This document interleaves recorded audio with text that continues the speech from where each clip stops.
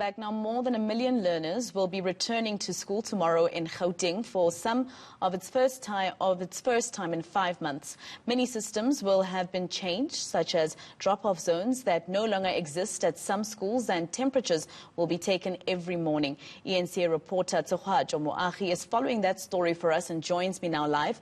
Now, Tshego, I believe you're also with one of the unions, for teachers. What are they saying? I spoke to Elijah earlier. He said the department is ready, but what's the union saying? Well, good morning, Masego. So we do know that the unions have been very vocal about just schools reopening in general, really saying that if the protocols and the processes and systems are not put in place, then the schools should not reopen at all. And we know that more grades are expected back from tomorrow. So joining me now is Basil Manuel. He is from Naptosa to give us details about what they are calling for and their concerns, really, as about 1 million grades, 1 million children really are back in school in Gauteng. Basil, thank you so much for your time once again. So just give us details. What are your concerns as Naptosa as we're expecting more grades back tomorrow? Tomorrow we will see approximately 10 million learners back. And of course our concerns remain the same, whether the departments are ready to accept them, the schools, whether they've been supplied with the necessary materials. In addition to that, of course, one of the big issues is the supply of teachers, especially in those schools where there are people that are off with comorbidities. And our survey that was done jointly by Naptosa and the other unions indicated that there are about 13% of our schools that are worried about just making a timetable because of the lack of teachers that are present. So our concerns remain. Tomorrow we will obviously be checking. We are also concerned about whether the learners are returning, because in the last couple of weeks, when the grade 12s and 7s have been back, the attendance hasn't been as great as it should be. But, of course, the big ticket items remain. The overcrowded schools, the schools where water supply has still been a challenge, and, of course, whether the supplies of these consumable items have been addressed. Those remain the big concerns. We want schools to reopen. We want our kids back at school. Our teachers are ready.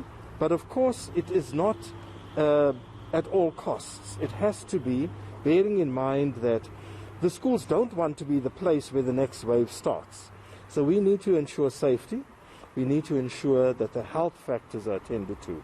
The big outstanding issue is still the psychosocial support of both teachers and learners. With the learners, remember, not all learners are as resilient as others, and they need support. They've lived in communities, or they live in communities where people have died. Family members have fallen ill. They live in fear of doing so too. Then with the pressure on matriculants to catch up 3 months' work when, through no fault of their own, they didn't get additional lessons, those are all things that are impacting heavily on children. Teachers, of course, the fears of being back at school, the concerns about who's at home, and we need to stretch a more firm hand out to help those.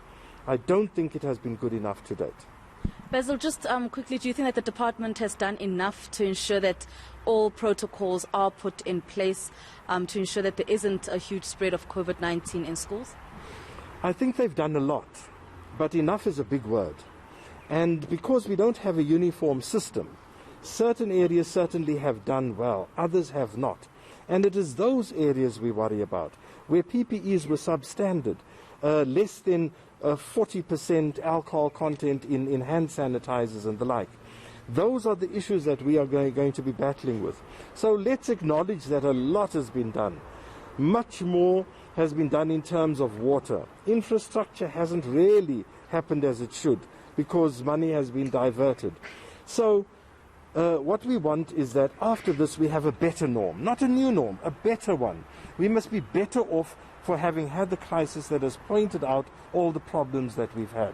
So in acknowledging, I'm still saying much more needs to be done. All right, thank you so much, Basil Manuel from Naptosa. Masego, really just giving us details and the concerns that are raised by unions and the teachers as they communicate with the various unions. Masego? Thank you very much. That was eNCA reporter TshegMoagi.